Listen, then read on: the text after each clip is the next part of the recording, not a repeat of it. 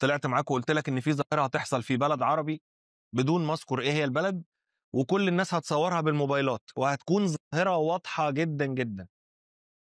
هي دي الظاهرة اللي أنا كنت باتكلم عنها. مضبوط. هذا ليس علم بالغيب، وإنما هذه الظواهر بتحدث. احترمت جدًا المسؤول اللي طلع اتكلم وقال أنها ظاهرة صناعية، فهي فعلًا ظاهرة صناعية، بس هي مش أضواء ليزر ولا أضواء غريبة، دي أضواء لمركبات فضائية أو مركبات مجهولة موجودة في مرحلة فوق الغلاف الجوي. الحفلات بزاف كيداروا كل عام في بلاصات مختلفه في العالم، ولكن اللي وقع في الاهرامات السيمانه اللي داز اكد لي بلي الاهرامات غتبقى لغز مرعب ما كيتسالاش. غتعجب بزاف وغادي تستغرب ملي تشوف التصرفات ديال هاد الناس. غتسول راسك هاد الناس اش باغيين بالضبط، وعلاش هاد الشيء كيوقع غير في الاهرامات. اللي وقع بصح مرعب ومرعب بزاف، وكيخلي بالداخل ديالك مليون سؤال. حتى الناس اللي كانوا تما وسط الحفل كانوا متفاجئين من اللي كيوقع. علاش طاقه غريبه طلعت بواحد الشكل مخيف بين هاد الناس، واش باغين؟ ما تستغربش من اللي غتسمعوا في هذا الفيديو، ولكن هذه هي الحقيقه، والعالم اللي عايشين فيه عامر بالاسرار المرعبه. اهرامات مصر بالضبط فيها السر ماشي كلشي عارفه، ولكن كاينين الناس عارفين مزيان اش كيوقع تما. الناس كيخططوا وكينفذوا وكيحاولوا بجميع الطرق باش يوصلوا للهدف ديالهم. واكبر دليل على الصحه ديال هذه الهضره هو الحفل الاخير اللي وقع شي سيمانه هذه. هو الحفل اللي كانوا سموه ايماج اللي دار عند الاهرامات. الناس كانت حاسبه باللي راه غير حفل ضوئي عادي، ولكن فجاه الامور تحولت بواحد الشكل مرعب. ملي الضواو بداو كتطفاو وكتطلع اشكال غريبه على الحيوطه، كلشي سكت وتجمد في بلاصتو من الخوف. واللي وقع في هذا الحفل ما يمكنش يتنسى. اللي بان ماشي مجرد عرض عادي، الحقيقه اغرب واكثر رعبه مما كتصوروا. ايوا نجلسوا دابا بالعقل ونغوصوا دابا في العالم المرعب، وغادي نفهموا فيه كل شيء اللي وقع بالتفصيل. البدايه كانت مجرد حفل عادي دار عند الاهرامات، ولكن الشهادات ديال الناس اللي كانوا في الحفل كانت مرعبه بزاف. واحد كيقول بلي اللي وقع في الحفل هو ان الجو تبدل على غفله، الهواء ولا بارد بزاف، والاهرامات كان عليها ضوء غريب كيتموج بحال شي شكل غريب.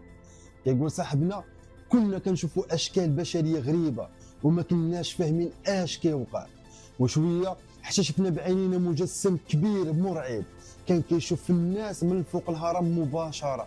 هاد الشكل ما كان شكل عادي، وكانوا كاينين عيون بزاف كيتحركوا لداخل في هاد الشكل.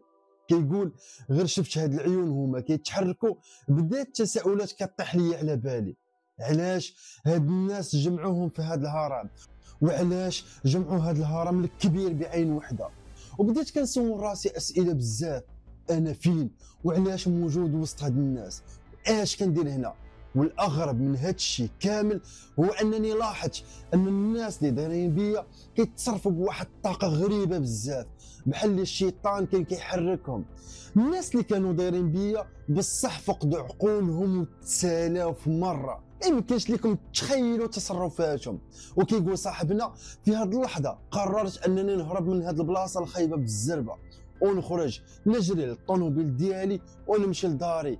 انا حاس بالصداع بزاف وهاز الهم فوق قلبي بحال اللي هاز الجبل. في التالي طلب مني شي تفسير لهذا الشيء اللي وقع، وعلاش هو حس بهذا الخوف وبهذا الرعب الكبير لهذه الدرجه. مع انني كيقول قبل هذا الشيء مولف انا نمشي لهذه الحفلات اللي من هذا النوع هذا. الموضوع ما كانش غريب بالنسبه ليا، ولكن من الممكن ان البلاصه اللي دار فيها الحفل نيش هي اللي فيها المشكل، او بمعنى اخر واش الاهرامات عندها علاقه بالموضوع. من الاف السنين العين اللي كانت فوق الهرم هي رمز للقوه، وحتى حد ما قدر يفسرها ولا يفهمها حتى لدابا. شوفوا العظمه، قوه كانوا كيسميوها قوه العين اللي كتراقب كل شيء، العين اللي شافت كل شيء حتى اللي حنا ما كنشوفوش. هذا الرمز استعملته الماسونيه وقالوا باللي كيمثل النور والمعرفه والسيطره، ولكن الحقيقه ان حتى واحد ما عارف لحد الان اش من النور اللي كيتكلموا عليه، منين جاي، او لا شنو اصله، وشنو هي هذه المعرفه اللي كيقولوا هما المصدر ديالها. الاغرب من هذا الشيء كامل ان نفس التصميم ديال العين اللي كنشوفو ديما هو نفس تصميم العين اللي موجود في الدولار الامريكي، العمله اللي عندها بزاف ديال الوقت. واخا شنو موقع في الاقتصاد ديال العالم هي اللي كتحكم في كل شيء، وكل ما تشوف الدولار هو كيتحكم في العالم وهو مرسوم عليه العين والهرم، كتحس باللي كيقولوا لك حنا اقوى من كل شيء، حنا اللي شايفين كل شيء، وحنا اللي كنحكموا في جميع الامور. ولكن المفاجاه هنا ان نفس هاد الرموز بالحرف الواحد كانت موجوده في الحفل الاخير اللي كان فيه صاحبنا، نفس العين بالضبط ونفس الحركه ديال الضو فوق الهرم، بحال الا كيعاودوا نفس الطقس القديم ولكن بشكل جديد، ماشي بالحجره والنقوش ولكن بالضوء والدبدبات والتكنولوجيا. الناس بزاف كانت حاسبه بلي هادشي كامل اللي كيوقع مجرد صدفه، ولكن اللي فاهم شويه في هاد الرموز عارف ان تكرار هاد الرموز بهاد الطريقه وبنفس الشكل والترتيب كيفتح شي حاجه معينه، كيحرك طاقه معينه، طاقه غريبه ماشي اي واحد غيفهمها. ولكن حتى الا ما كنتيش عارف شنو هي هاد الطاقه القديمه، فاذا كنتي موجود في البلاصه اكيد غادي تحس بها. وهنا يا خويا العزيز غادي تبدا تعرف ان هادشي كامل اللي كيوقع ماشي صدفه، وان وراء كل عرض او ضوء او حركه العين سر اكبر مما كتخيل، سر كيتكون من الاف السنين، وكل مره كيظهر فيها كيكون العالم على وشك انه يتغير. ولكن السؤال الحقيقي هنا دابا هو واش بصح هاد الرموز ممكن تولي طاقه حقيقيه؟ غتستغرب بزاف ملي تعرف ان العلماء حتى هما دواو على شي حاجه سميتها الدبدبات الهرم او البيراميد انرجي. كيقولوا ان الشكل ديال الهرم ماشي مجرد بناء، هذه هندسه معموله بقصد كتجمع الطاقه الكهرومغناطيسيه في منطقه القمه.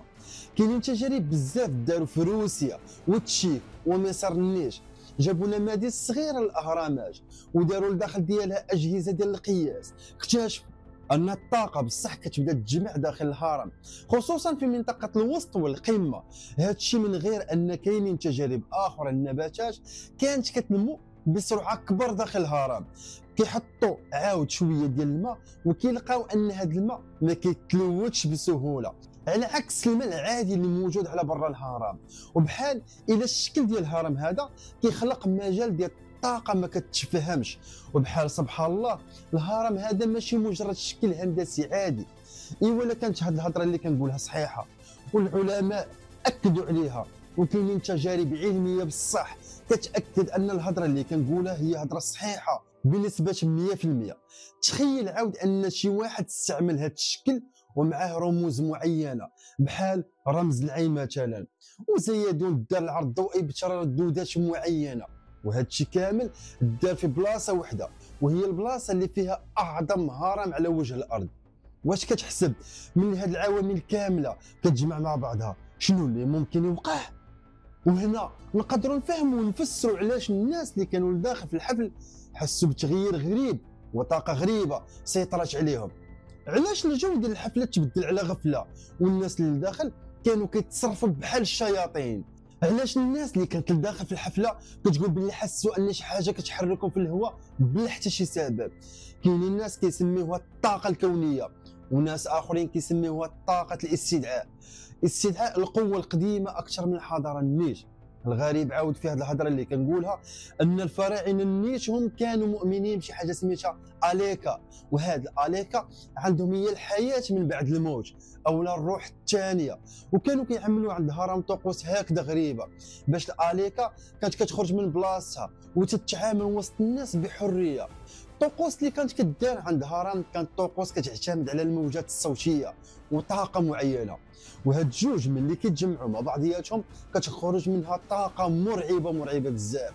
تخيل عاود ملي كتجمع ليا هاد الحوايج كامله في بلاصه وحده وعند الاهرامات، اضاءات واصوات ورموز قديمه كتعاود قدام الالاف ديال الناس، التاثير بكل تاكيد كيكون قوي بزاف.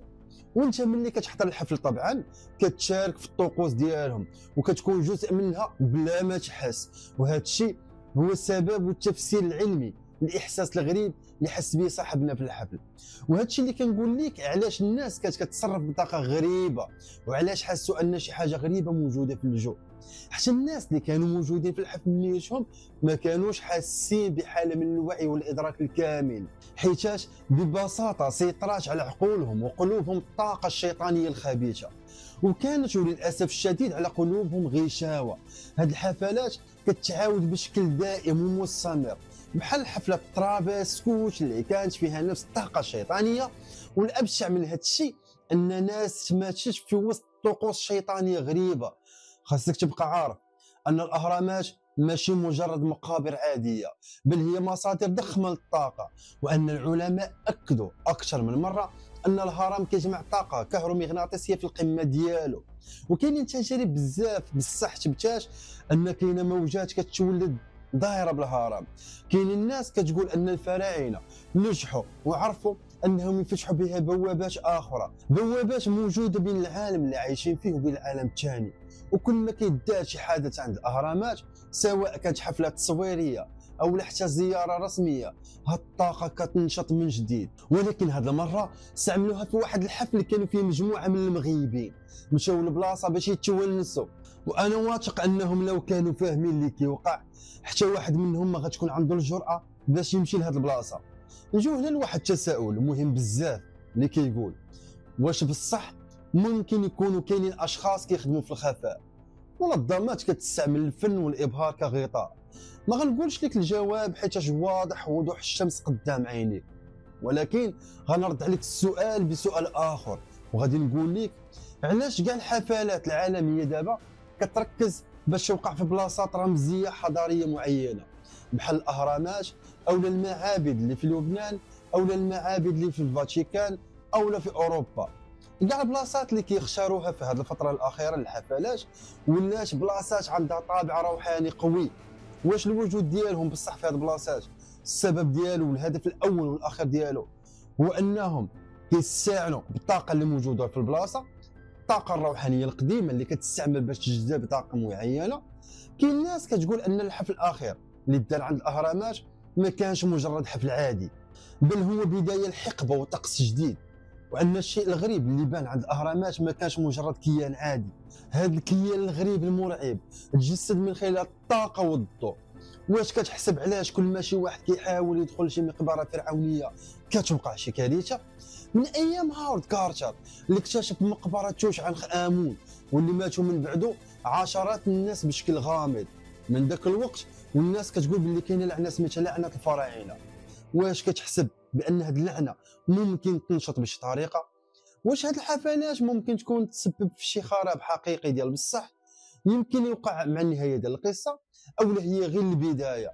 وهذا الشيء حيت دوينا عليه حنا بالتفصيل على البدايه الحقيقيه وعلى الغضب ديال الفراعنه ملي قرروا انهم يفتحوا مقبره توت عنخ امون. يمكن تكون الحفله اللي دارت عند الاهرامات هذه مجرد حفله عاديه، وممكن تكون رساله من جهه ما، او طقوس من جماعات معينه كتحاول انها تجذب طاقه معينه باش تفتح بوابات معينه. هذا الشيء كامل اللي قلنا مجرد احتمالات، ولكن الشيء الوحيد المؤكد هو ان الاهرامات بقى مخبيه اسرار بزاف تحتها، واننا واخا حاولنا نجتهدوا ما فاهمين والو على الحقيقه. يمكن الاسرار الموجوده في هذه البلاصه العظيمه العالم ما مستعدش يسمعها حتى لدابا، ولكن المهم عندي انا هو نسمع الراي ديالك انت، فما تنساش تقول لي رايك لتحت في التعاليق.